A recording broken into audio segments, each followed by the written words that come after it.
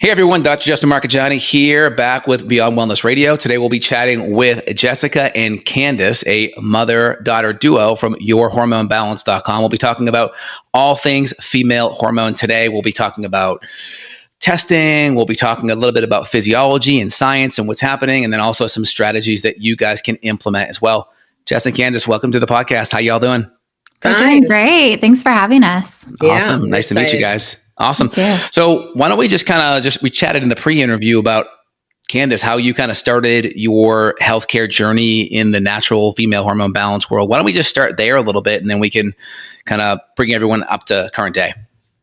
Yes. Okay. So when I got to around 48 years old, I was the late mom, coming to motherhood late. I had a 6-year-old and a 9-year-old, and I was having a hot flash every 20 minutes and a mood swing in between. And, I was sort of middle of winter, open the windows, everybody is freezing. So what? Put on a sweater. What do I care? I'm having a mood swing. And at one day, Ryan, my little one, looked at me with tears in her eyes. It was like she didn't recognize me. She was afraid of me. And I realized that this was a milestone moment. I was just turning, 50, and I was like so many women still today not understanding, am I in perimenopause? What's happening? This must be a hormonal thing. So I decided to, since I was in the health education space, I was a journalist for, at that time, writing all about health articles. And I thought, what the hell? I'm not even looking at my hormones. So I wrote to Dr. John Lee, who wrote the book, What Your Doctor May Not Tell You About Menopause. And he also wrote What Your Doctor May Not Tell You About Premenopause. And he was one of the first people out there that put this whole discussion on the map. So I wrote to him and I said, I'm a woman in menopause. I have 2 daughters that that are afraid of me. And I want to learn. I'm a health educator. I want to specialize in this. What can I do? And his co-author, Virginia Hopkins, wrote back to me and said, well, Dr. Lee is he's on the way to retirement, but there's a Dr. David Zava in Portland, Oregon, who has started saliva testing, made saliva testing available for the commercial market, which it hadn't really been before. Saliva testing was used in the scientific province, but it wasn't made available. So I called him up and went out there and promptly had a hot flash in front of him, or a few of them. He said, that's good, because I've been looking for someone like you who can do some education for me and who knows what a hot flash is. And he said, so how could I have advertised for that? I knew I would find you. So that's kind of how it happened. He became my mentor. I was hired on the spot and was there for 12 years. And the whole emphasis was educate, educate, educate. At that point in time, there was an explosion of functional medicine was happening. Jonathan Wright was doing urine testing. There were other people in the field, but it wasn't that known universally. And Dr. Zava started lecturing for PCCA, Pharmaceutical Compounding Centers of America. So we were going all over the country. And, it just ensued that I met everybody in that space in those years and learned from them and learned from, we were doing testing. At the time, we were doing thousands of tests. And now I think they've done millions of tests, over 10 million. Tests with ZRT. So I'm really in the saliva camp, and we can talk about that more. But I think when I left ZRT finally, because I it got to be that you get into the higher echelons, and then you're not really talking to the people that are needing the help and the information. Right. So I left and I started Your Hormone Balance, and it's just an amazing thing that my daughters are now involved in this too, because they used to run screaming from the room whenever I would talk about hormones. They were so sick of it. Not to mention having to deal with me, crashing having my meltdowns. So, makes sense. It was quite the wild ride. Yeah. And how about you, Jess? Do you want to interject too? Yeah. So, I mean, I didn't grow up wanting to be in the hormone business. In fact, it's probably the last thing I thought I would do, because she was so passionate about it and always bringing it up. It was in high school. Any little ailment that we had was like, we should check your hormones. It's probably a hormone. It's probably a hormonal thing. Right. Your adrenals need help. She wasn't big on me getting on hormonal birth control, and I did it anyway. And I ended up just having to go through my own journey and my own path, and spent about 12 years yo-yo dieting, gaining and losing the same 45 pounds, and was very much in that restrict binge mentality. I was on hormonal birth control. I didn't have a natural period. I was experiencing a lot of symptoms when I hit around 30, which were pretty concerning, like very low energy, 3 p.m. crash, very low libido. The biggest thing was debilitating migraine headaches. And so it was kind of that rock bottom moment where I felt like, okay, I'm ready to go back to my roots, ask my mom for support and help. I'm ready to transition off hormonal birth control, test my hormones. I did all the things, uncovered all of these imbalances, and went on to really follow the protocol that we now support our clients with, which we weren't doing at the time. The business wasn't around quite yet. It almost was. And as a result, I was able to transition off hormonal birth control and get a natural period back and jump off of 2 years, right? No, it took 8 months after coming off of hormonal birth control, but that required, and we can talk about this later, but adding in more foods, focusing on blood sugar support, adding in specific supplements, bioidentical progesterone cream, really starting to be intentional about the movement and the way that I treated my body. And because I saw such a huge change, I feel like this is how a lot of healers and educators and doctors are in this space, that it was almost like I didn't have a choice. I had to help other women to do this as well. And so I went back to the Institute for Integrative Nutrition to become a board certified holistic health coach, took their hormone health extension course, and really studied with my mom, and then eventually joined forces as a partner with Your Hormone Balance. Awesome. Well, let's start just kind of break down some of the physiology and what's going on here. So we're talking about menopause, we're talking about perimenopause, and then we're talking about maybe cycle irregularities or PMS. So I just want to just kind of frame things out a little bit, and I want to get your guys' take on it. So menopause is a little more straightforward, right? We haven't had a cycle for 12 months, right? Typically 12 complete cycles, right? No cycles at all. We start to have the classic symptoms, hot flashes, could be weight gain, could be sleep issues, could be vaginal dryness, mood irritability, skin elasticity. That's kind of your menopause. Then your perimenopause, you're starting to have some of these menopausal symptoms throughout the month, but you're still cycling. Was that be the biggest way to differentiate perimenopause and menopause? That's a good summary. Yeah. And then we just have our run-of-the-mill PMS, which can easily feel like perimenopause too.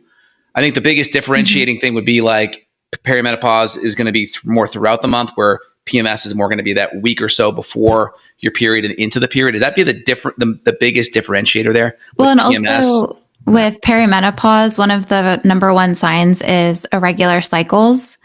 And it's not always that, but that is one of the first signs, is your period starts to maybe become longer than it ever was before, or you're skipping a period here and there, and ovulatory cycles, which means that you're not producing enough progesterone, because progesterone is produced upon ovulation. So that's one of the main, differentiators. Yeah. And just, I think you see a lot more hot flashes with perimenopause than you do with PMS. You can see them, and then usually that PMS is that week or so-ish time frame, where perimenopause could be any time. It may not be at a specific time during the month. Exactly. Yeah, the hormones really start to fluctuate in perimenopause, and that's where all these symptoms, it's often called the roller coaster. Women feel like they're on a roller coaster. They can't get off, and the symptoms are usually unfamiliar to them, or whatever symptom. Right. But it seems like, from what I've seen in test results over the years, even after 9/11, I remember we started seeing more adrenal stress in the diurnal curve of cortisol, and seeing more women with fluctuating hormones who were in their in their late 30s. We used to think of perimenopause being more of a mid-40s onset. But younger and younger women seem to be experiencing these hormonal fluctuations. So where they're up and they're down, and they have symptoms of estrogen deficiency and symptoms of estrogen dominance at the same time. And all these changes in their moods and their memory and their sleep. And it really is that perimenopause period that's harder. I think the bumps are, they're more difficult, and it can last for 8 to 10 years, which, depending on when it started, depending on your stress levels, depending on your nutrition. So many women are not eating properly, especially in perimenopause. I think those years are, we've got women who are at the peak of performance. They've got a they're in their, a powerful job, or they've got a full-blown career, they've got kids, they've got aging parents, they're trying to stay thin, and they're trying to exercise, they're trying to get some time in for themselves, and it's pretty difficult. And women are so notorious for doing things for everybody else but themselves. So when I talk to women that age, they rarely have time to practice self-care. They tend to equate it with selfishness. That's not everyone. I mean, the rare people realize, but the more stress you're handling, the more stress starts to take center stage in your life, the worse that perimenopause is, as an experience of aging. Yep. And I test women, thousands of women over the last 15 years, cycling age, in their 40s. And what I'm seeing more and more of is lower progesterone, lower DHEA, lower hormones, even women in their 20s and 30s, where it could be a perimenopausal, even menopausal level. I see progesterone in that 5, 6, 7 ng per ml level, where healthy, cycling luteal phase levels maybe around 15 to 20. So I see significant drops, and it makes sense because you will convert progesterone into cortisol and stress hormone. Right. So the more stressed you are, and stress can come from hidden inflammatory sources. It can come from dysglycemia. It can come from inflammatory foods, gluten, gut stress. How about all the xenoestrogens in the environment dunking up our detoxification systems? There's a lot of issues. And this chronic stress also then impacts like the feedback loop from the brain, right? The LH and the FSH feedback loops that then talk to the ovaries. Can you talk about the chronic stress, what it's doing, and talk about a little more about the feedback loop, that HPA axis as well? Well, I think that the chronic stress is just, the inability of women to manage their stress. They're trying to do everything all at once. And we see these levels, we're looking at a test result for a cortisol pattern that is highest in the morning. The cortisol awakening response should be highest. Those levels should stay robust through the noon and then start gradually dropping evening into nighttime. And instead, I'm often seeing very low levels in the morning, and people saying that they can't get out of bed. It's so difficult to drag themselves out of bed, and sort of a less than robust levels at noon, and yet these high levels, higher levels towards evening and nighttime. And, the kind of tired but wired syndrome. So you can't get out of bed in the morning, and you're ready to run a marathon at night. And, the whole hypothalamic pituitary axis, adrenal axis is involved in this. This whole feedback loop is completely offset. The oversight of homeostasis in the body is offset by these cortisol hormones that start to predominate. I mean, if progesterone is low, then the adrenals go wanting. They're gonna steal any progesterone they can get from its reproductive responsibilities. The pregnenolone steal they talk about, the precursor of progesterone that's so important. Actually, I was just listening to an interview with you and Dan Kalish, and you were really emphasizing the importance of pregnenolone, which I think is still something that's, I don't think many people know about it or think about taking it, but I think that could be a real bonus. Is that very helpful to get that HPA axis back on track, the use of pregnenolone? I think it can be very helpful, but if you want to go one step above that, I mean, what makes pregnenolone? It's cholesterol. So I think having healthy animal fats, animal proteins provide really good building blocks. Plus, you're going to get a lot of fat-soluble vitamins, vitamin A, and you're not getting a whole bunch of carbohydrate and processed food with it. Especially if it's grass-fed or we're choosing good quality sources, there's a lot of nutrient density there. I think that's a big one too. Yeah, absolutely. I mean, to your point earlier, where you've seen people in their 20s and 30s that have levels that look like someone in maybe menopause. Oh, yeah. I had a client who literally just got her period for the first time pretty much ever. And she's 35. And it's because she has been a marathon runner since she was basically 16 years old, and also struggled with periods of anorexia and some other eating disorders, and just struggles with consistency in her diet. And so her body was in this state of malnourishment, in addition to, not getting enough protein or healthy fats, very much focusing on carbohydrates for her runs, but not getting in those anti-inflammatory fats, had been on birth control at one point, and then was very nutrient deficient from that as well. And so it can be really hard when you're working with someone like that to convince them that they need to eat more and, and fats, which are higher in calories. Right. And so but building blocks of hormones. But building blocks, of, cholesterol being the backbone of sex hormone production. So, and that's not an anomaly, it's happening. It doesn't necessarily have to be a marathon runner, but I see women all the time who are in steep calorie deficits for years. And then the only time that they're not in a calorie deficit is when they are binging or intentionally on vacation or whatever it is. And that's a huge stress on your body to have those big swings, in addition to trying to keep up with maybe their male counterparts' workout routines and hitting HIIT training 4 or 5 times a week, which is what I used to do, surviving off of caffeine and energy drink, skipping meals, fasting before the workouts. And here you have maybe complete amenorrhea, where you're not having a period at all, or a lot of anovulatory cycles, which then again, you're not producing enough progesterone and the body just doesn't feel safe enough to ovulate. Right. And so we really have to create that safety in the body in order to begin to ovulate and create a more regular cycle without a lot of PMS, which is the goal. And that disruption of the progesterone goes, so, I think a lot of people don't understand. You say the word stress and they think of acute things like accidents, injuries, but it's really so much, or, work stress or money stress or family stress. But there are the stressors of over exercise. Is a stressor on the body. We know that those women you're talking about, she hadn't had a period, they're not ovulating, they're not producing the right amounts of hormones. And, when progesterone is low or any of the sex hormones are low, other hormones, it's like the instruments in the orchestra, you get this imbalance. So for instance, the estrogen and progesterone, if they're taking a hit, they're not going to be able to do their anti-androgen responsibilities of keeping androgens in check. So then you have higher levels of testosterone.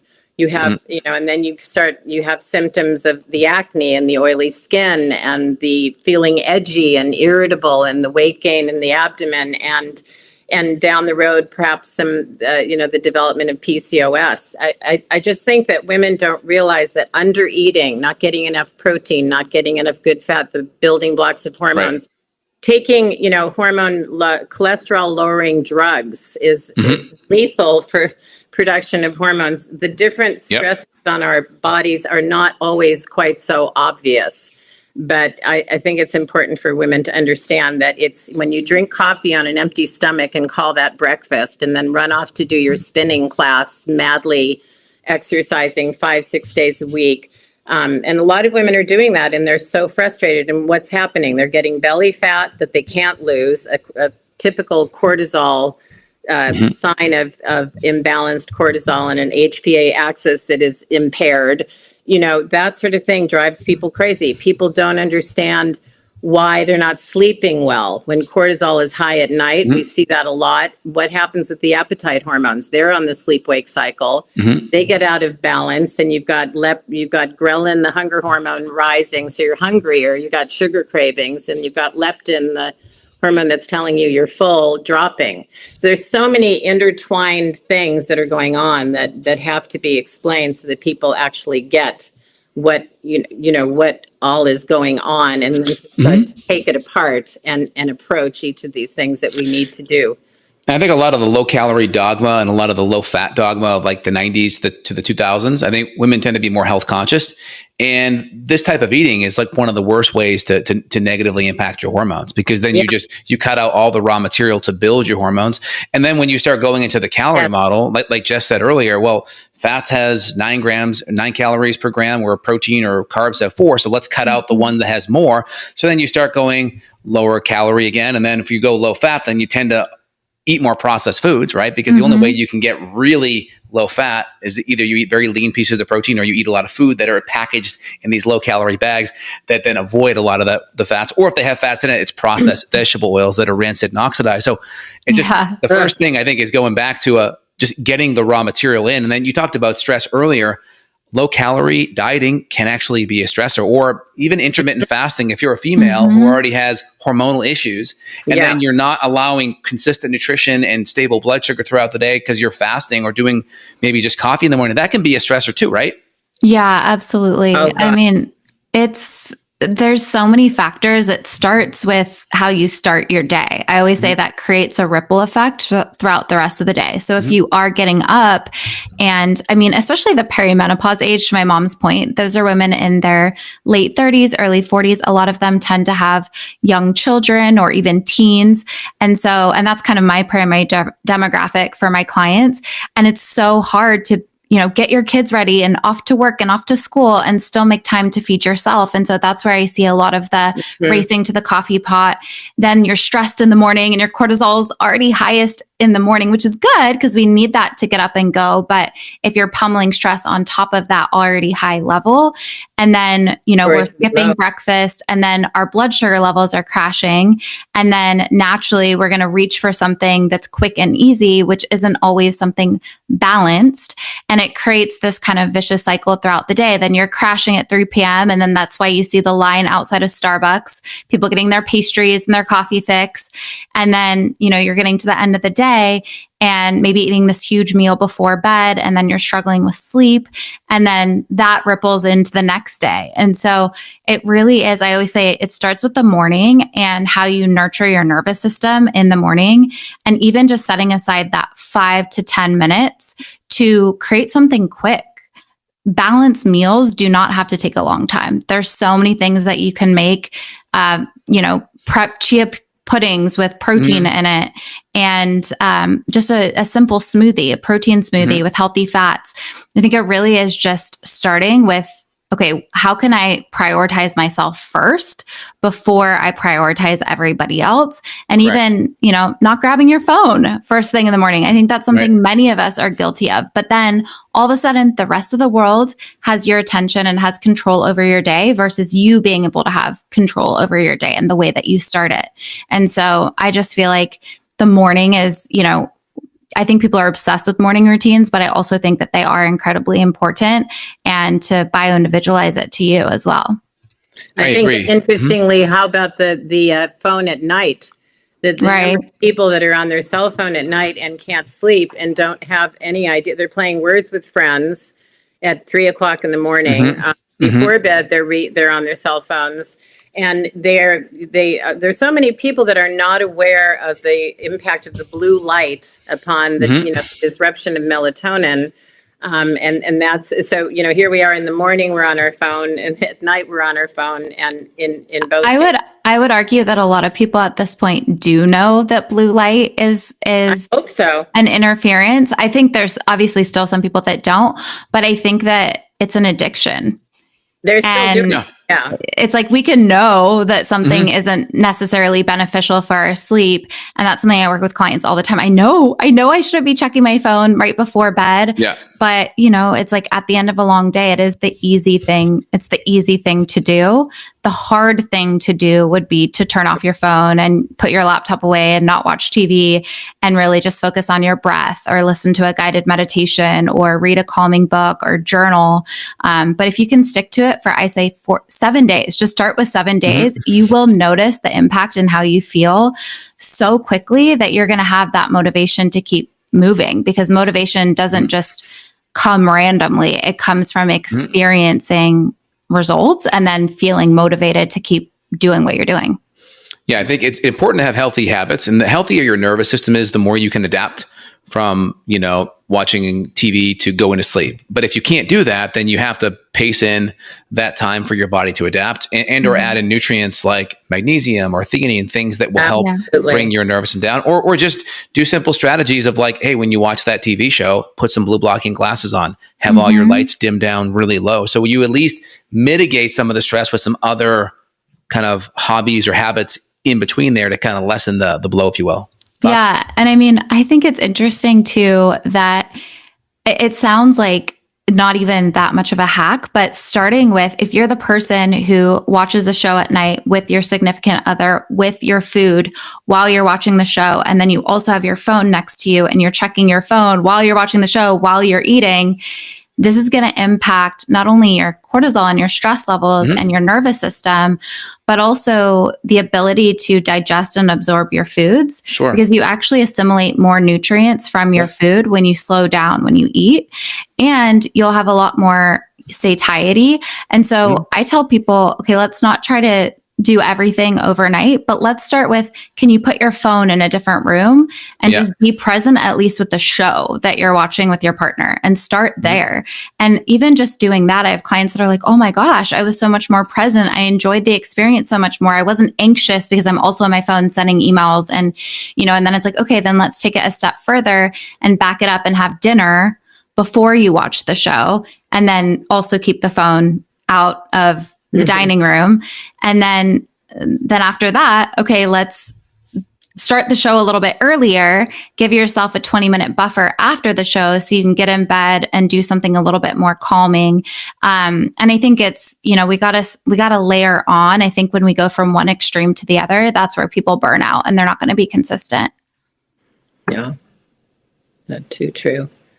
I 100% agree with that. We just try to have good habits, layer in some good habits to try to neutralize it and try to make sure we have good sleep. And the more fragile someone's nervous system is, the more we have to be more strict. And so I think some good testing to assess nervous system function is adrenals. Adrenals can be a really good window into adaptation. So looking at your cortisol rhythm can be a good sign of how adaptive your HPA axis is, or also looking at your DHEA sulfate reserves from your adrenals, because we know that that's the backup generator as your ovarian function starts to drop.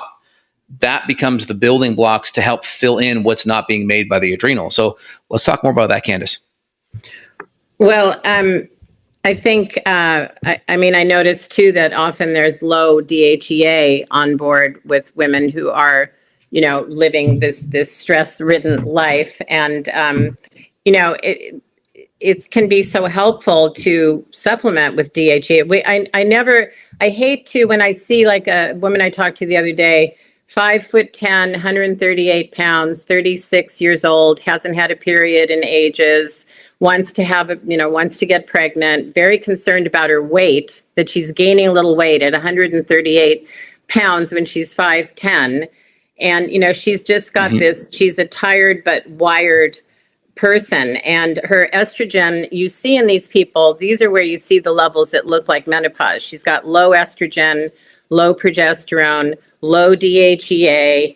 The cortisols were, opposite of what they should be, low in the morning, high at night.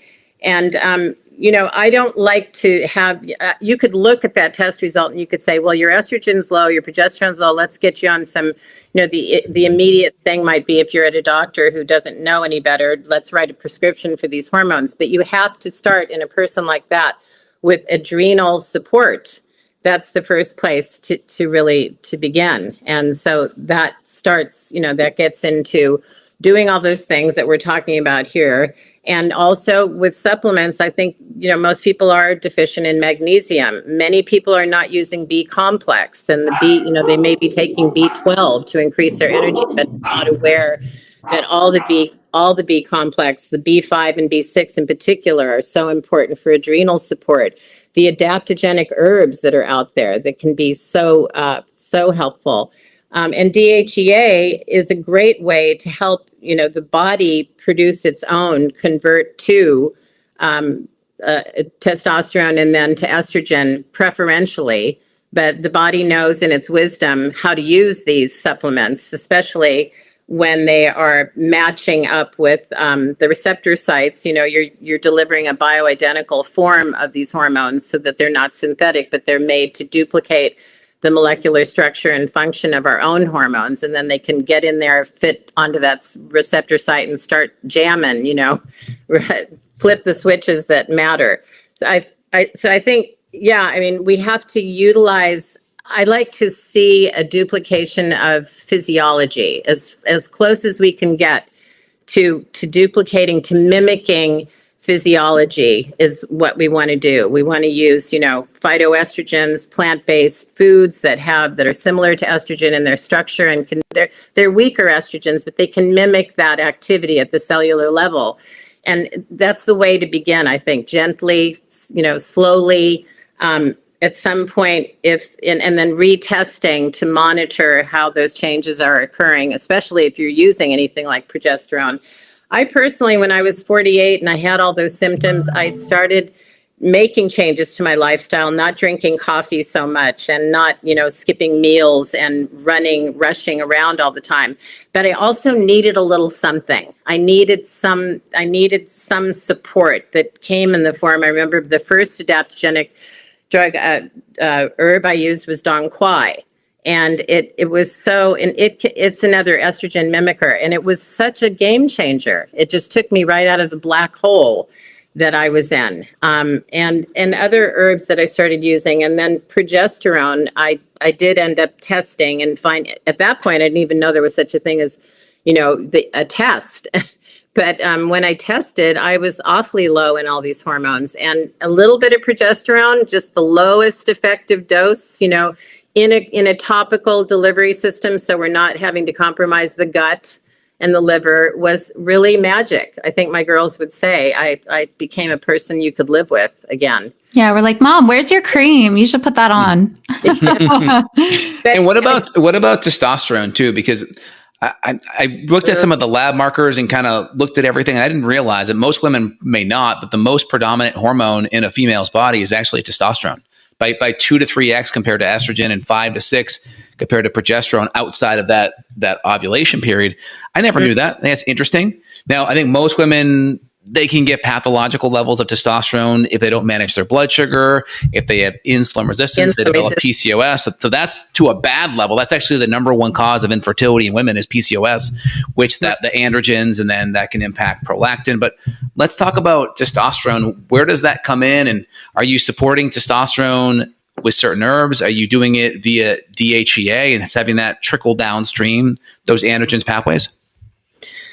I am not a big fan of suggesting, I mean, obviously we don't prescribe anything, but I would much rather go the indirect route of talking about DHEA that will convert, and also supporting the adrenals and doing, strength training, I think is a great way. It is a great way to boost lean muscle and thus, wake up those testosterone receptors. I think so many women are doing the pellets. That I haven't, many of the people that come to us have done pellets and went from hero to zero. They feel fantastic at first. And then a few months later, it crashes and they crash, and it's not, there never should be a hormone taken in isolation. Never. Well, you can go run a pellet. There's so many studies on pellets where they'll do a pellet for 4 to 6 months. And then the first month it's here, the next month it's here, the next month it's here. And then if you look at where you were month 1 to month 4 or 6, there's like a 60 or 80% drop. It's like, well, if you're going to do hormones and you're not cycling anymore, we want to keep that hormone pretty stable day to day. But when you have that kind of variation months apart, that's not going to feel good. It doesn't feel good. And then what about the conversion to estrogen? I always think, I think about in men who rush to get testosterone injections, not even realizing that it's increasing their testosterone levels. It can convert to, that it's converting to estrogen, and you see SHBG abnormalities in those people in men as well, and women. So we don't usually, we don't usually test men, but I have seen interesting situations with men that are all about testosterone and don't realize that men and women share all the same hormones, right? Just in differing amounts. You said, I thought it was interesting too, what you said about testosterone being the main hormone. And I think that's, has a predominance in, especially during menopause, because, the estrogen, the progesterone are down. The cortisol is sort of running the show, and testosterone remains sort of steady. It's not as influenced by those fluctuations. So that's where you get, women who are older, we're always dealing with the chin hairs and the bad moods and the crabbiness and the weight gain around the abdomen and, all of those issues that really, I think, relate to that steady level of testosterone in the absence of the other supportive hormones as they decline. I also think all around just blood sugar support is, for everything that we're talking about, especially with high testosterone levels. It's so incredibly important to support your blood sugar. And so, because we see a lot of insulin resistance, right, tied with high testosterone. And so that's really where I begin. I mean, huge fan of supplementation and everything that we've been talking about, adrenal support, nourishing the nervous system, but we can do all of that as well through prioritizing blood sugar balance. And what I see with a lot of clients that come to us, and to me specifically, is they're not actually eating an unhealthy diet. They're eating, a lot of them are eating whole foods. They listen to podcasts like this. That's how they find us, right? So they're listening to all the health podcasts. They're nourishing their mind. They're aware of these things and they're eating whole foods. I mean, of course, not everybody is eating all whole foods. I don't even do that myself, but for the most part, they're aware. The thing that I'm finding is that they're not aware of how to properly combine their foods. So maybe they're eating, like we talked about earlier, a chia pudding, but they're just using the chia seeds and the almond milk and the fruit and maybe some oats. And then it's basically carbs and a little bit of fat and like a tiny bit of protein. And so while that's quote unquote healthy, because we see that all over Instagram as like a healthy option, where I'm going to look at that and say, okay, let's increase the protein. I want us to be at a minimum of 20, 25 to 35 grams of protein. Start with that foundation. Make sure that we have a really good fiber source so that we're slowing the absorption of the carbohydrates. We're bringing in an couple 1 to 2 to 3 servings of anti-inflammatory fats. And then if we are going to have a carbohydrate, we're choosing a nutrient-rich carbohydrate that's going to be able to support. So maybe glyphosate-free oats, or we're doing sweet potatoes, or we're using like a whole grain bread or something like that. And so it's not, for me at least, it's not cutting out carbs completely or demonizing a specific macronutrient. It's learning how to properly pair it. And then I always say bring in bliss boosts, which is just my word for fresh herbs and seasonings, adaptogens, superfood powders, and things like that. And so I have a formula called the Sexy Six formula that includes these 6 things at every meal. And I always encourage people to do a cup to 2 cups or more of low glycemic vegetables at every meal as well. Obviously, breakfast is a little bit harder, but if you can't get it in at breakfast, maybe do a little green scoop on the side, or just, I always throw spinach in my eggs. There's easy ways of getting it in.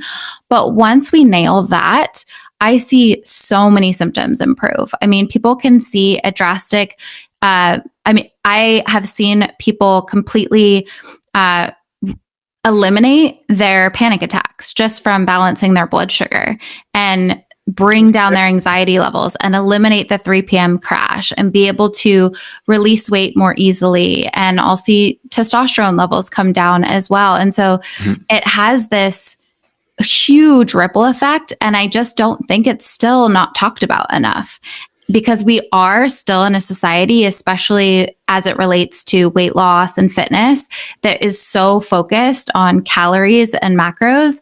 And while those are important, it completely negates the balance of foods and the specific nutrients that you're getting at each meal. And some of those foods you're talking about also should include the cruciferous vegetables like broccoli and Brussels sprouts and kale and cauliflower that are so effective at promoting proper estrogen metabolism, which is, a big key. There are 3 pathways: the good pathways, the bad pathways. We want to move that estrogen down the proper pathway so that the body uses it and loses it. It isn't recirculated. That's where things like calcium D-glucarate and DIM can come in as supplements if people are estrogen dominant, to try to bring those estrogen levels, to have healthy metabolism, not have it not having estrogen recirculating in the body, which can happen so easily. And we see, high levels of estrone and stored estrogen in women's bodies, which is a real risk for breast cancer, because estrogen is a growth hormone. We don't want it, we need to regulate its growth activity. It's what's behind breast cancers and endometriosis and the long-term problems that we see, but also, the early problems that we see in people, like the heavy, painful periods. And the cysts and all of that, fibroids, it's fear of hugging, breast tenderness, that kind of thing. So anyway, with our diets, it's important to get in the crucifers, not to eat them raw, but to steam them, saute them, bring them in. And if it's hard to get the amount of crucifers you need every day, which can be quite a bit, you can use the DIM, which is an extract that has that sulfuric. So when we look at our estrogens, right, we have the 2, 4, the 16, and the 2 is the more protective, right? Where the 4 and 16 can be a little bit more cancerous or a little bit more DNA damaging, right? And so we want to, you said the sulfur, like the DIM or the sulforaphane. You mentioned calcium, the glucarate. Very the estrogens down to that phase 2 detox that we want, that down that pathway. And I think Jeffrey Bland talked about that back in the day. He was one of the first people to start discussing that important thing. That's one of the places where urine testing can be helpful because you can track that. You can see if your hormones are metabolizing down the proper pathways. I don't get into that complexity of testing because I find most women are just needing to, they're approaching this and it's all a learning curve right now. So just to start with saliva testing, which is great because it measures without needles, without causing stress. It's really the gold standard of adrenal testing because needles can skew those results. It's non-invasive. You use it in you can test at optimal times and then you can see, what your levels are. I forgot what was. I just lost my train of thought. We're talking about the estrogens and the tracking of the pathway. 2 is good, 4 and 16 are not quite as good, and then just to kind of give some of the nutrients, right? Your B vitamins, your magnesium, your folate, your B12, your choline, your NAC, and again, some of the foods, your leafy greens, your eggs, any beef liver. Those are going to asparagus, all your cruciferous. Those are the big things that you can do to kind of push those estrogens from 4 to 16 into that more safer 2 range. I'm curious from you, since I know that you specialize in gut health too, what are your thoughts on L-glutamine, like taking that as a supplement and glycine? Well, I mean, I think those are good nutrients to kind of promote gut healing, help the enterocytes heal, but you still have to figure out why the gut's getting raw or irritated to begin with, right? Right, it could be, SIBO bacteria imbalances, there could be H. pylori. Maybe we're not breaking the food down enough, hydrochloric acid, enzymes, bile. And on the hormonal side, if we have a lot of dysbiosis can make that beta-glucuronidase enzyme. That's an enzyme that it basically junks up estrogen detoxification. So we conjugate, we bind it to a protein, and then that protein comes off when we have a lot of bad bacteria. That enzyme takes the handcuffs off. And doesn't it kind of reabsorb estrogen? Yeah, then it reabsorbs. So it was protein bound. It's like someone who has handcuffs, they're being escorted out of the club, right? And then you take the handcuffs off. Now they go back and create a ruckus. It's like that in your body with these conjugated hormones. Yeah, I think that's where calcium D-glucarate can be quite helpful. Calcium D-glucarate. It inhibits the action of beta-glucuronidase. And also just getting rid of the bad bacteria, knocking it down from cutting out the foods that feed it, or using botanicals to kind of knock down some of those herbs, or bringing up probiotics to help crowd out some of them as well. Totally. Yeah. And I think that's where, I think I get it. People get overwhelmed with all of this stuff. And it's like, sometimes I'll hear things like, oh, I just want to focus on my hormones. And then I'll focus on the gut and the liver. It's like, we have to focus on all of it together. It's so important. And I think it is overwhelming with all of the testing that's available. And so that is why we like to simplify it with saliva testing, because we have so many clients that, we've tested thousands at this point. And I would say, 90% of the clients that we've worked with that have had standard blood testing, everything comes back, quote unquote, normal. And usually, that's not how they feel, and they're like, I feel crazy. And this is not, I know that I know that things Can you talk normal. More about why though? Like, why is that? What's blood testing missing that some of the other more functional testing is picking up? I can speak to that. Just, the thing about blood testing, I remember Dr. Zava used to say, they're complementary, but you're looking at different things. I used to work with Mark Newman, who owns he runs the Dutch testing. Precision Analytics, Precision Analytics, but we developed that. He actually was head of the saliva lab at ZRT, and he developed that testing at ZRT. And then he went off and started Precision Analytics. And we did blood testing too. We do dried blood spot testing of thyroid, all the thyroids, and vitamin D. I've used that before. Is that accurate for ZRT, the blood spot? Yeah, I for think thyroid? Yeah.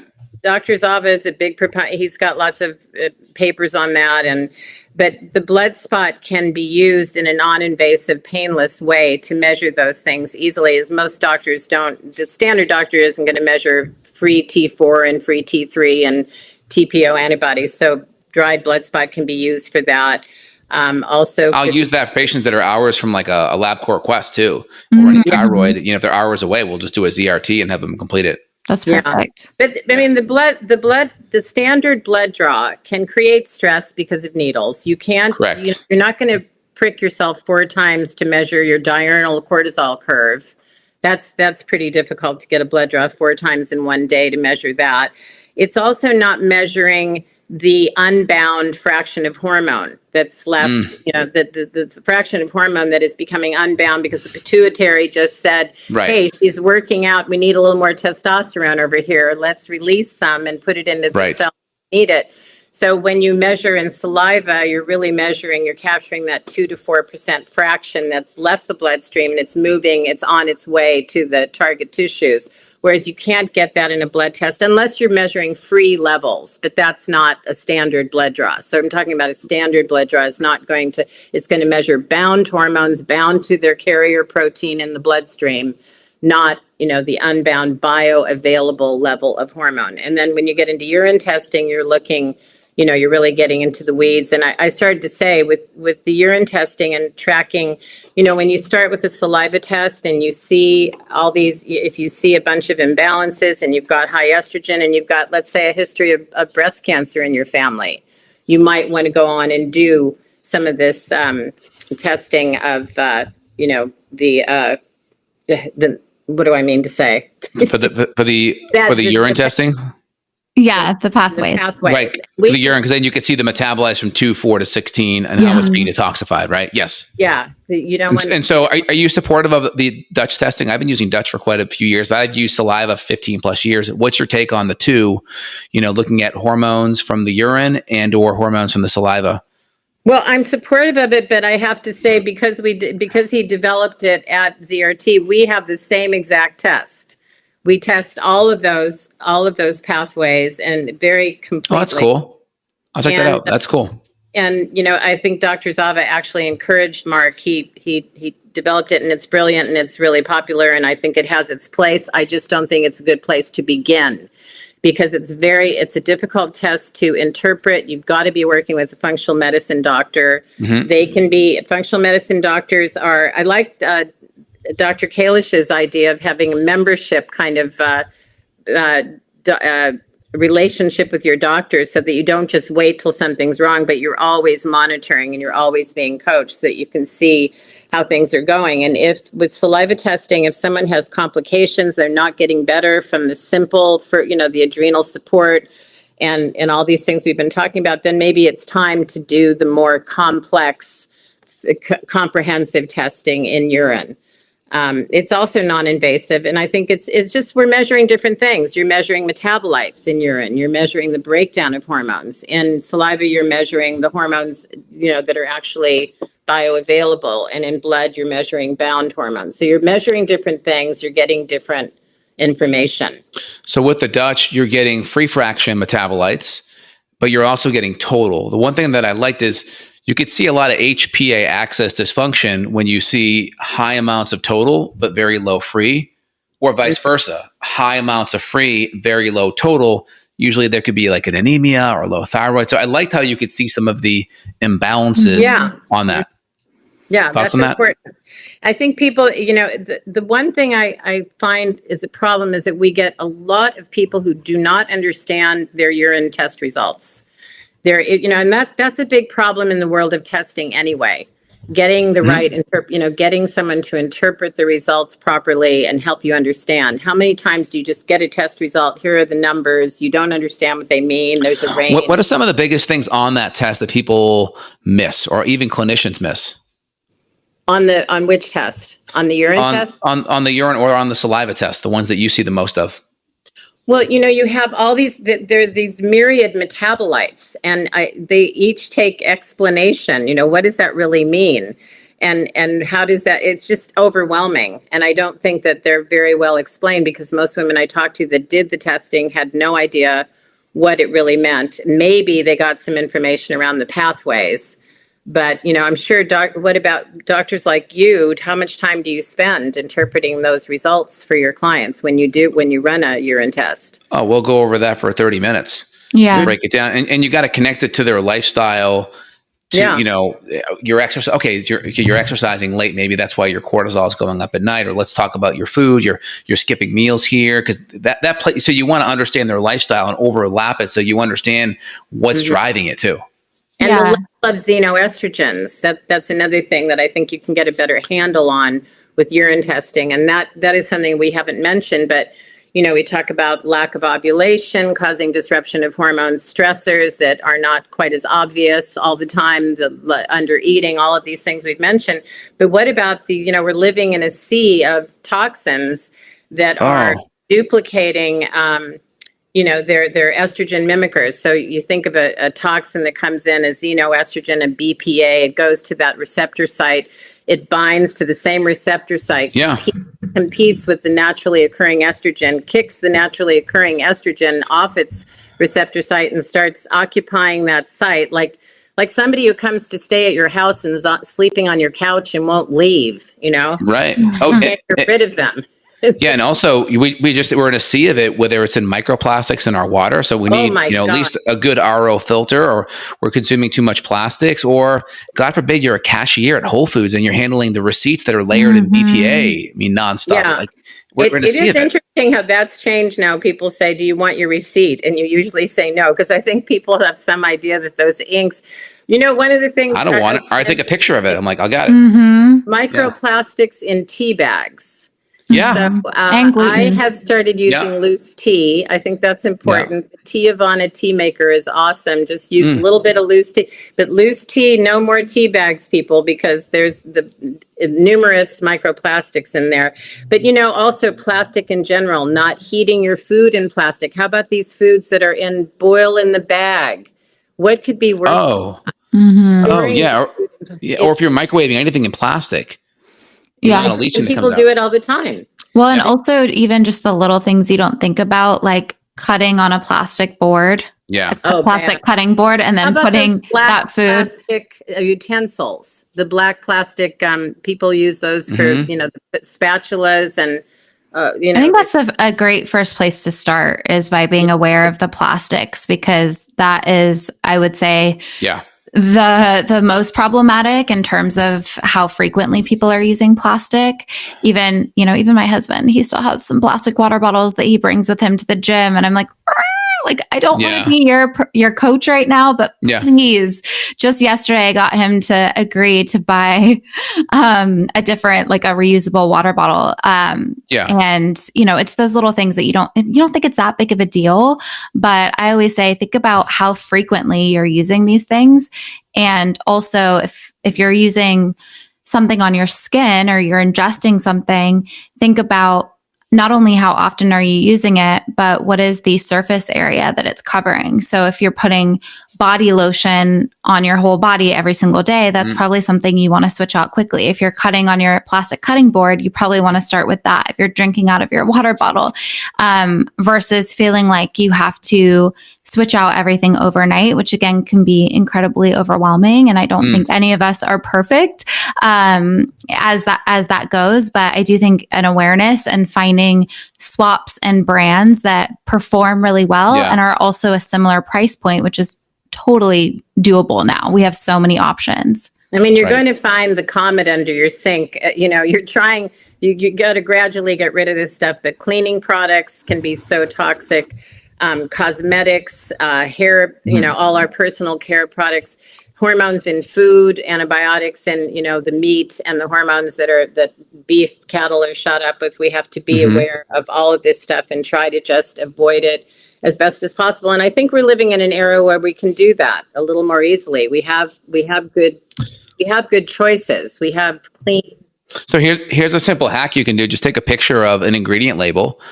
upload it to ChatGPT and just say, list out each ingredient and then give it an environmental wellness group score, because they have all their scores, and then it'll break each thing down and give it a score and tell you if it's cancer causing. Oh, I love that. We usually use the Skin Deep database on EWT. Same thing.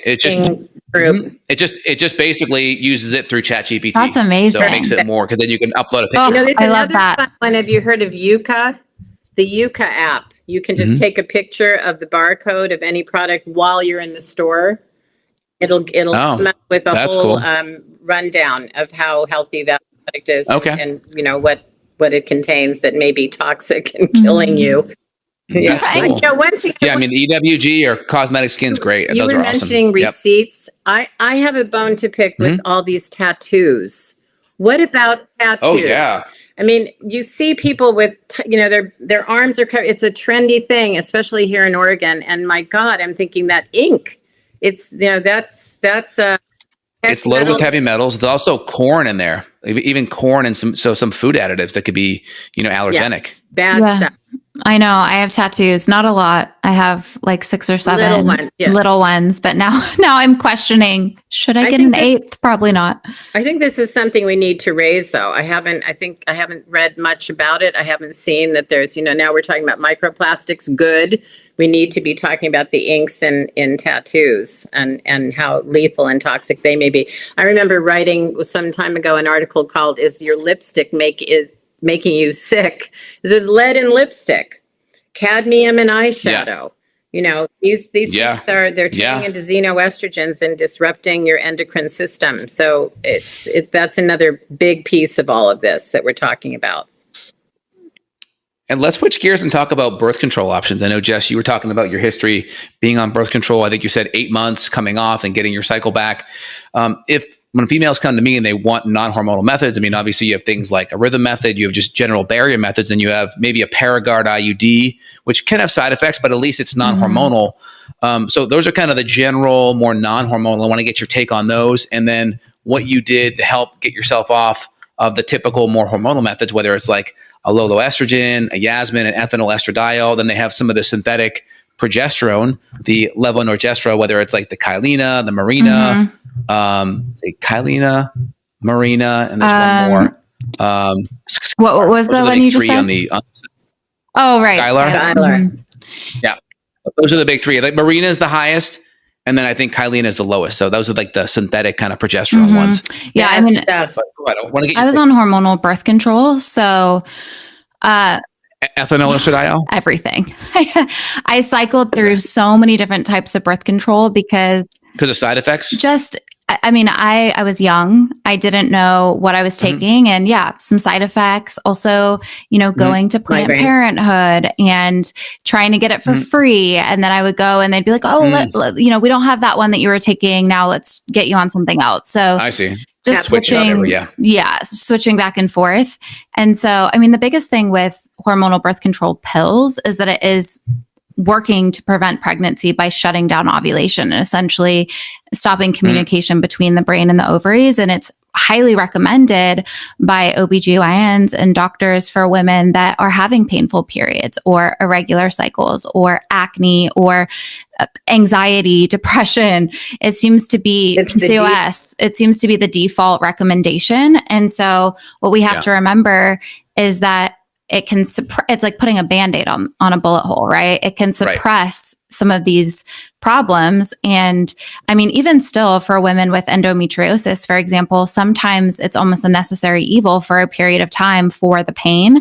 But then the problem is that, again, it's suppressing everything so that when you decide to eventually come off of hormonal birth control because you want to get pregnant or you're getting older, whatever your reasons are, you're not feeling well, you can experience this cluster of side effects, this resurgence of symptoms that you went on the pill to suppress in the first place. And sometimes they come back with a vengeance. And then there's additional symptoms.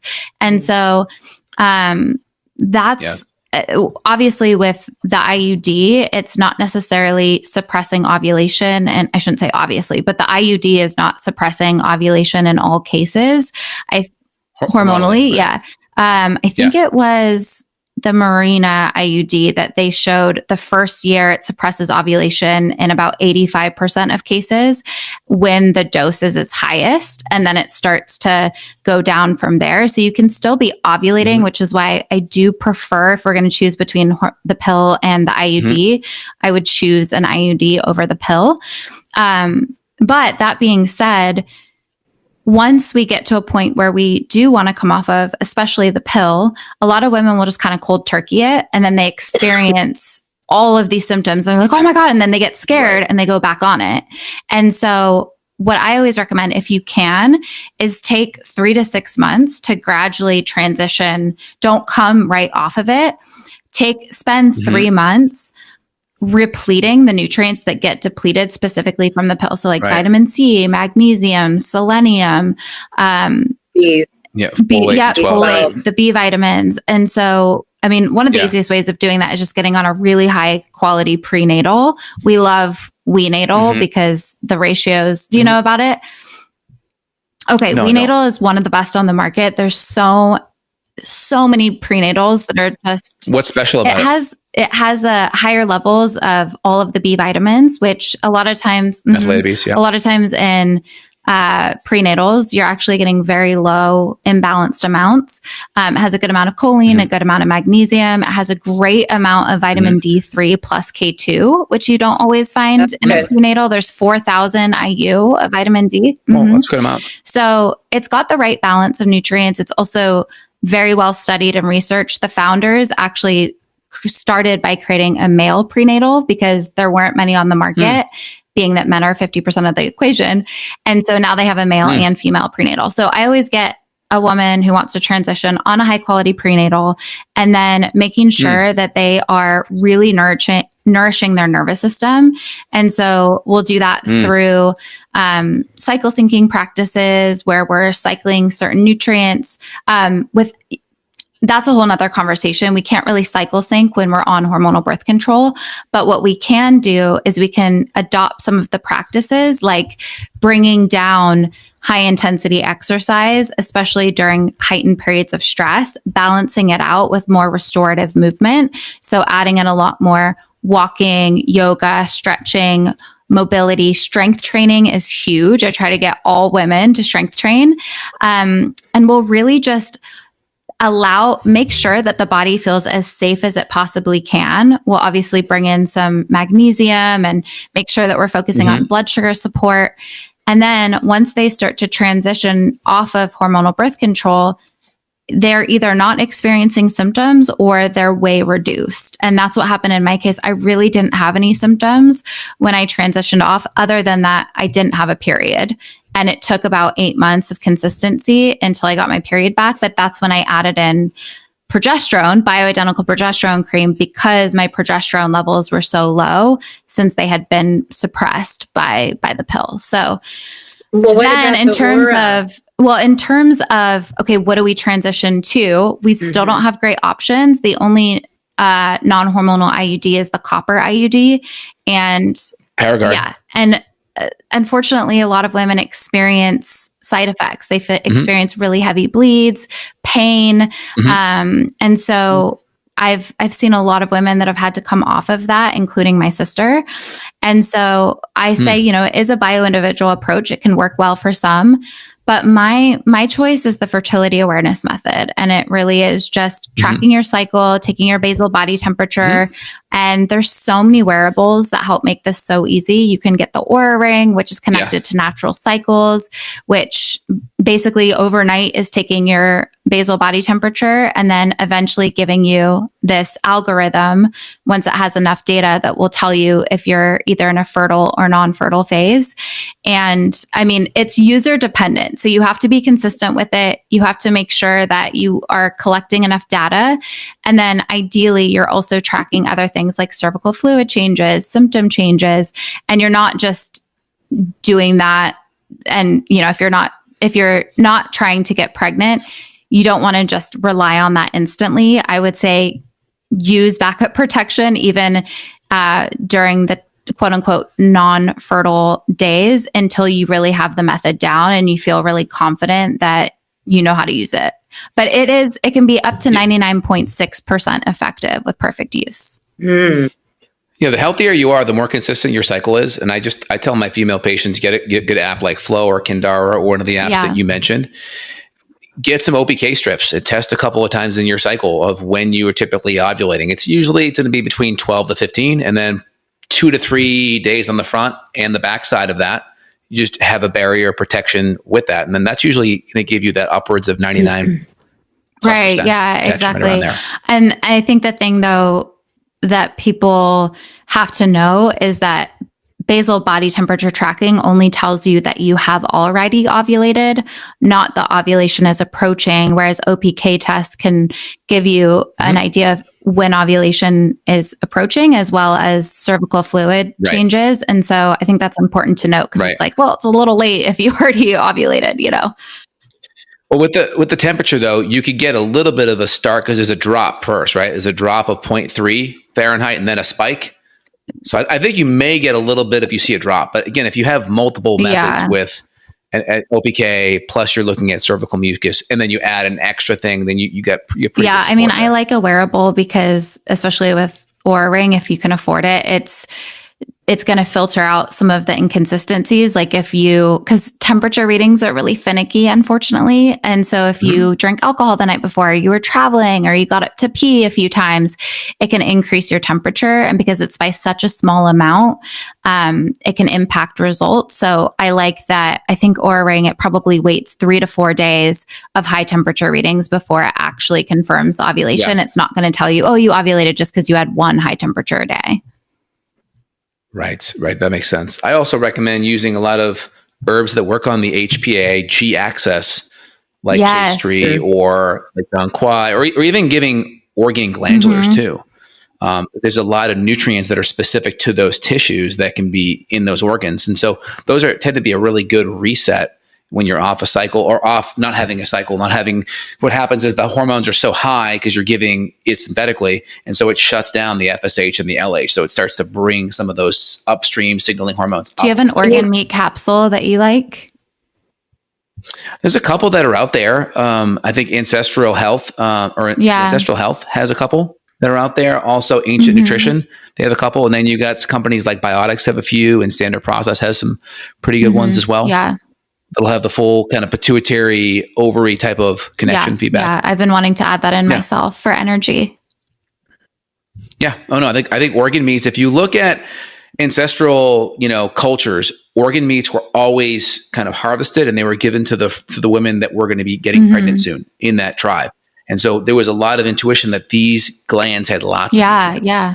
And so, instead of eating it today, we can get it in supplemental form, which can still be great, even if you're not of cycling age, or even if you're not like trying to conceive, it's still going to provide beneficial health. Yeah.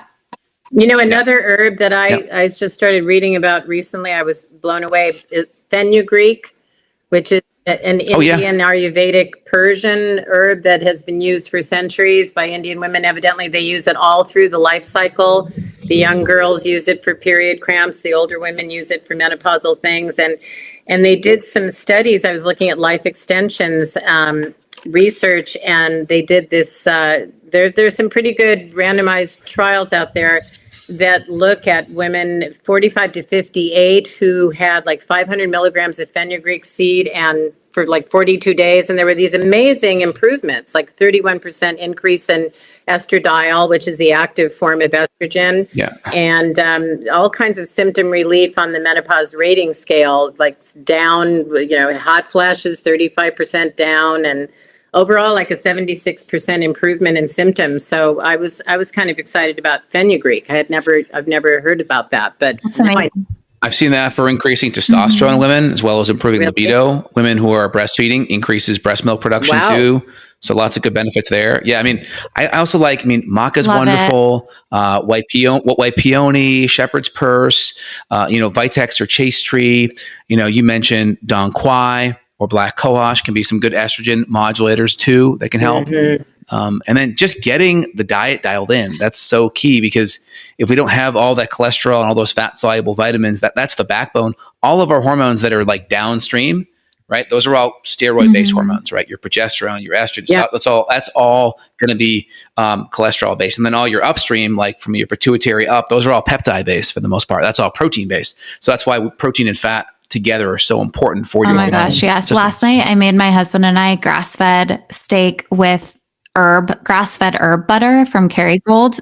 Oh, have you had that? great. The grass-fed, Nice. it's the herb That's one. great. Oh my gosh, it's so good with mushrooms and asparagus. We just had like a ton of veggies, grass-fed butter, and the steak. Yeah. It was so satisfying. It was so good. Yeah. Yeah.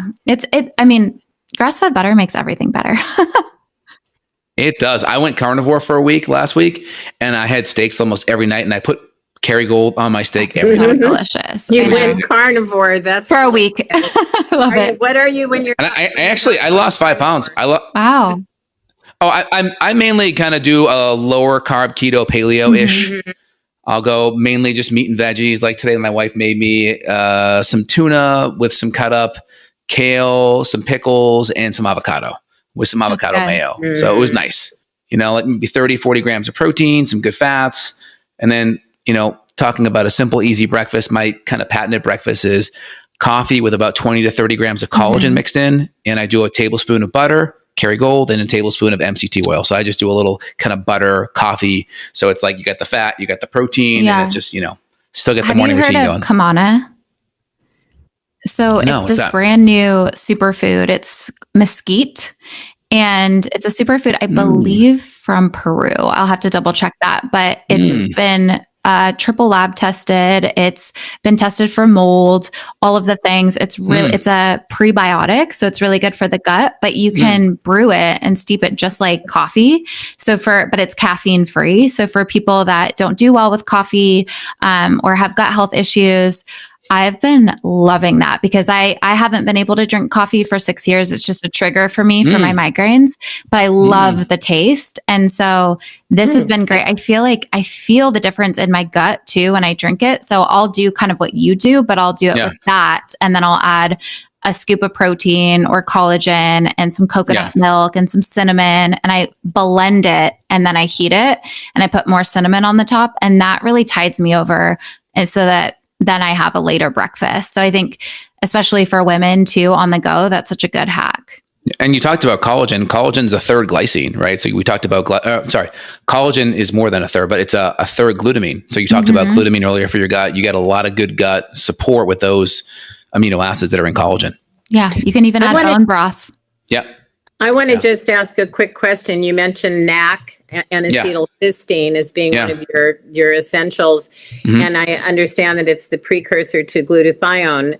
But I see a lot of people now starting to use acetyl glutathione just, directly. And I'm wondering, what is your feeling about, do you prefer to provide something like the precursor so that it converts in the body naturally, or go straight to the glutathione, the master antioxidant? Yeah, that's a great question. So there are studies on the fact that glutathione will not cross the blood-brain barrier. So I always recommend NAC. You can do glutathione too, whether it's reduced, liposomal, or acetylated, but you want NAC because it can cross the blood-brain barrier, convert to glutathione in the brain. Plus NAC is all kinds of, all my cycling women who are trying to get pregnant, studies on NAC, 600 milligrams helps with the oxidative stress with the eggs, with the ovaries. And also it decreases first trimester miscarriage. Yeah, it decreases first trimester miscarriage. So it helps with the oxidation of the egg. So it protects it better from just whatever's happening with the free radical stress. So it helps with reduce miscarriage, and then it helps with just egg quality, egg health. You'll see AMH levels become a little bit more healthier as well. Do you have a brand that you like? Using it. I mean, there's a lot of good brands out there, as long as, it's a tier 1 company like Thorne or Designs for Health, or there's a lot of good companies out there. Yeah, Quicksilver is good. Yeah. I just try to look at the back and make sure it's in a cellulose capsule that breaks down nice. I don't love, some companies have the big tablets. I don't love those as much. And just making sure you don't see like rice flour and a lot of that stuff in there. Right. Try to keep it really clean. The Quicksilver is just a liposomal. Yeah. So liposomal is great. Yep. That's nice. But NAC is an easy one because like the government did studies just 3 years ago comparing NAC to Rogaine minoxidil for hair loss. And it outperformed Rogaine minoxidil in phase 3 clinical trials. Oh And so, my God. That's oh yeah. information. And it helps with some gray hair too, because it helps support the pseudocatalase enzyme that helps neutralize some of the hydrogen peroxide at the follicle level that converts your hair to a more gray color. So there's a lot of good benefits with NAC. So just to clarify, your preference would be to use the NAC versus going straight to the glutathione, because you're saying even an acetylized version of glutathione will not cross the blood-brain barrier? So I prefer both. But if I could only choose one, if someone was on an extreme budget, I would choose NAC every time. Especially when there's breathing issues, because NAC, like they've used NAC in a acetylcysteine version for cystic fibrosis kids since the 70s. They'll put them in a nebulizer and it breaks up mucus. It helps with oxidative stress. And so you can do NAC in a nebulizer, as you start to get sick, that'll really help with the oxidative stress, the low oxygen, the mucus. And you can just take it orally to break down any of the mucus that you get when you start to get sick or have allergies. So I love NAC. It's an anti-mucolytic, right? Anti-mucolytic. It's also antiviral. It's also anticoagulant. So there's so many other benefits there. Yeah. I started using NAC when I had pneumonia. So we lived in London for a long time, and I would consistently get these bronchial things. And the last time I got it, I just could not get over it. And I finally learned about NAC. I took it with some cayenne capsules, and I fixed myself. Yeah, so I love it. And then you can if it starts getting dicey, you can even nebulize it. You just, you can get a prescription for Mucomist, or there's ways you can do it with sterile saline to make it really good too. So I like that. Is there anything else on the fertility side? Oh, so one other thing I want to talk about, right? I see a lot of women who are like, they're in their 20s or 30s, they're fine.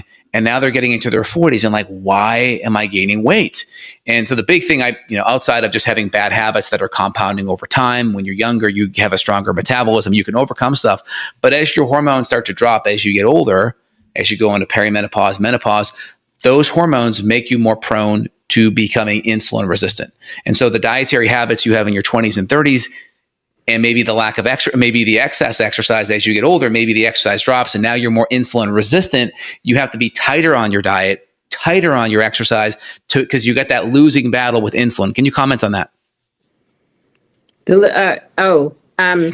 the fact that as females get older, same with males, but males don't have the same hormonal shift that women do, is that as estrogen, progesterone, testosterone drops, we start to become more insulin resistant. Yeah, well, I'm sort of thinking about, first thing, my dog just came in. I'm thinking about the fact that it's so difficult for women to control the blood sugar when their adrenals are kind of in the ascendancy, because and the testosterone as well. I mean, we know that higher insulin increases testosterone at the ovarian level too. So that's a big link. And the other thing, when I think about overweight in women, older women, I think about the metabolism slowing down. I think about the cravings, the adrenal issues that promote the cravings, that promote the blood sugar imbalance, and thus the rise in insulin, the lack of the sleep disruption that disrupts insulin production as well. And also the fact that so many women are, we talk so often in menopause about estrogen deficiency, and really more often it's about estrogen dominance. It's the progesterone that is really plummeting. We have so little progesterone, but we often have estrogen because it's made in fat cells, right? It's converted by the aromatase enzyme in fat cells, and we have estrogen dominance that's actually running interference with the conversion of T4 to T3 in the thyroid. So you get, a lot of women will go and have their thyroid tested. They get a TSH test and told everything's normal. And yet if you look at the T4, T3, it's not converting. And that's interfered with by the insulin resistance as well. And that causes, of course, the weight gain because the thyroid is slowing down or is inhibited. The thyroid is inhibited. It's still functional, but it's not optimized in its function. Well, and there's also the fact that with low progesterone, can, increase cortisol, which then impacts blood sugar. Which then impacts. And then if we're dealing with sleep disturbances, which happens in this transition, then that also impacts our blood sugar levels. So I think there's so many different, it's multifactorial.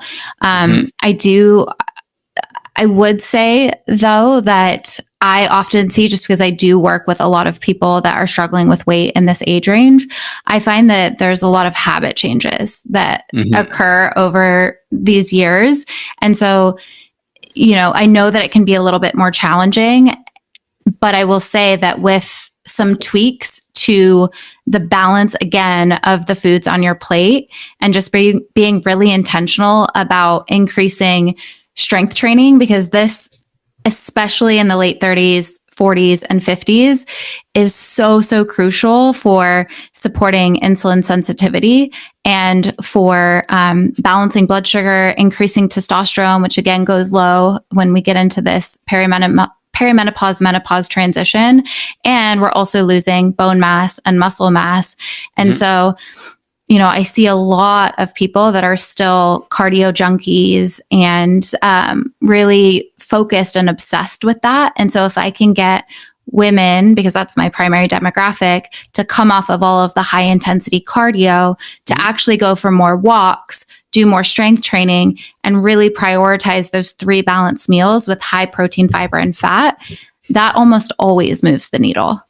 So the walking's good. And what's your issue with the high intensity interval stuff? So women's bodies are very sensitive to external stressors, because obviously the body's main priority is to house and protect a potential fetus. And so unlike men, we're just a lot more sensitive.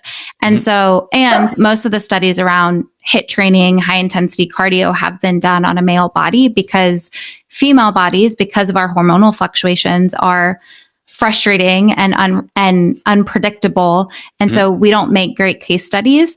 And so with women, it's not to say that we have to cut out HIIT training. It can still be beneficial for insulin sensitivity, but it's how you place it.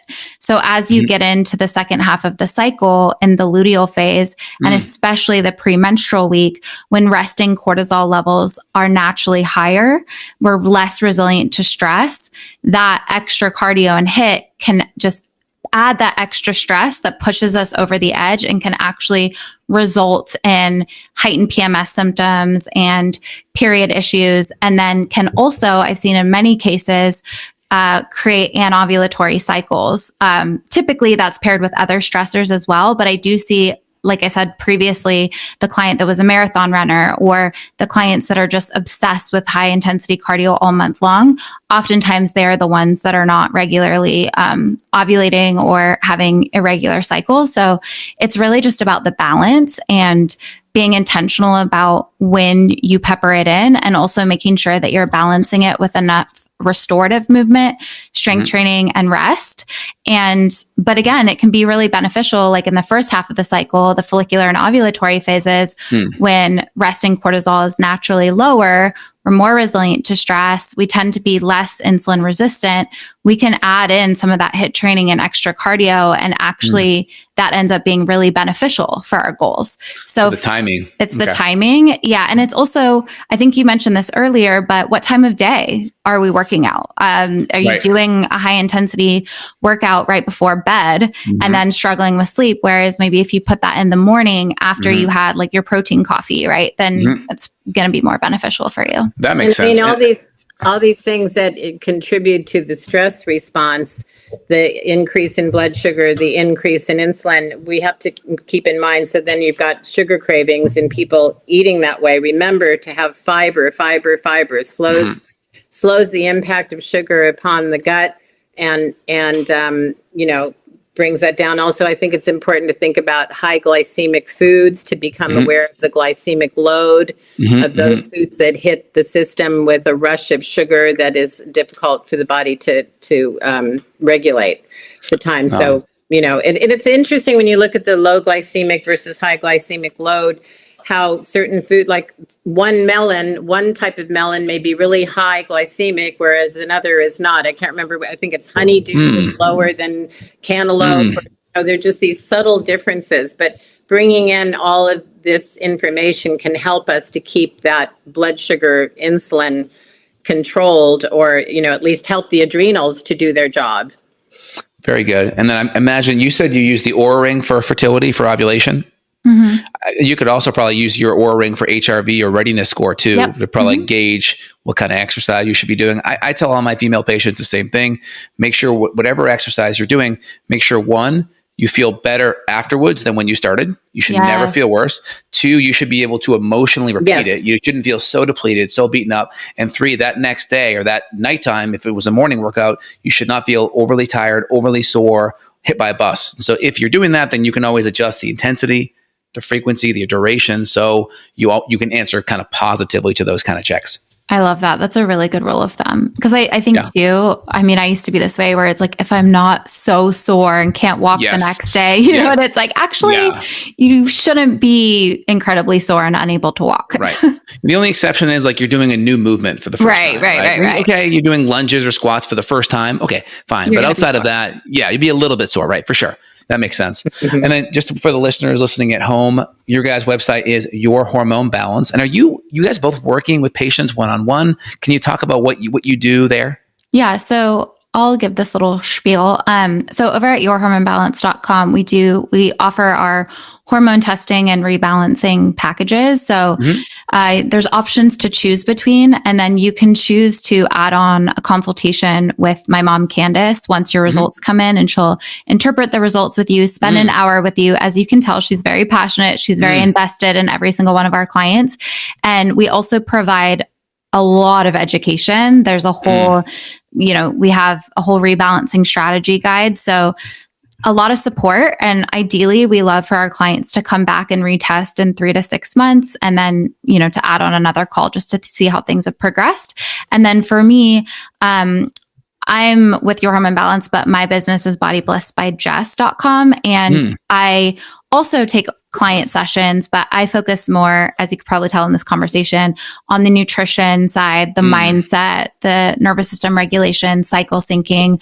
So I'm very much the tangible next steps person. And I find that mindset is incredibly important as well as we're going through these tough times. So, and these transitional years as well. So yeah, that's kind of how we operate. And we have a really great symptom quiz at yourhormonebalance.com. I know you were going to put that in the show notes.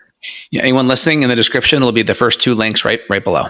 Cool. So yeah, it's just a great quiz to take to kind of get a gauge of, could some of the symptoms you're experiencing be a hormone imbalance? And then you also receive via email some free resources and a discount on testing when you take that quiz.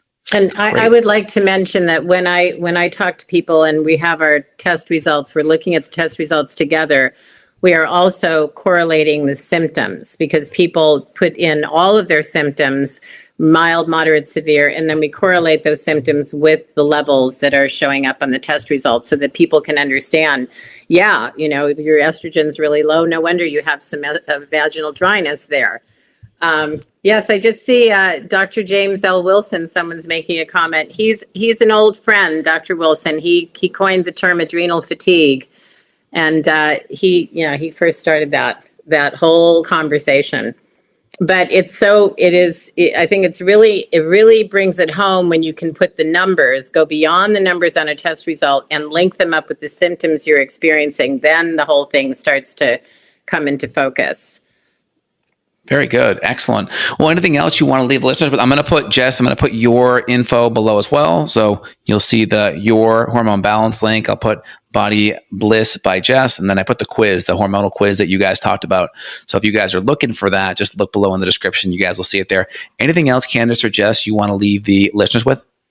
I would just say start slow and grow. I know we've talked about a lot of different things, and I really like people to feel like they are empowered with the information and the knowledge instead of overwhelmed, and that it gets to be this aha moment of, okay, maybe, my symptoms I'm not crazy for experiencing this. My symptoms aren't normal, and there is support, there is help. There are people that care and that really want to help, and that there's things that I can do that will move the needle relatively quickly, but it doesn't need to be done overnight. These simple changes can make a world of difference. So just have patience and kindness with yourself and take it one step at a time. But I definitely think that having professional support is key. And I'd like to speak to the women my age who are in menopause and have been in menopause for a while. So many women will say to me, well, I'm in menopause. I don't have any hormones anymore, right? I'm out of hormones. So what does it matter? Do I really need to care about my hormones? And I think, what I often say is, well, 100 years ago, we didn't live much past 50, so we didn't have to worry about this. But now we're living to be 85, 90. We don't want to be running on empty. These hormones have roles to play. They have functions in the body that are still very essential to your well-being.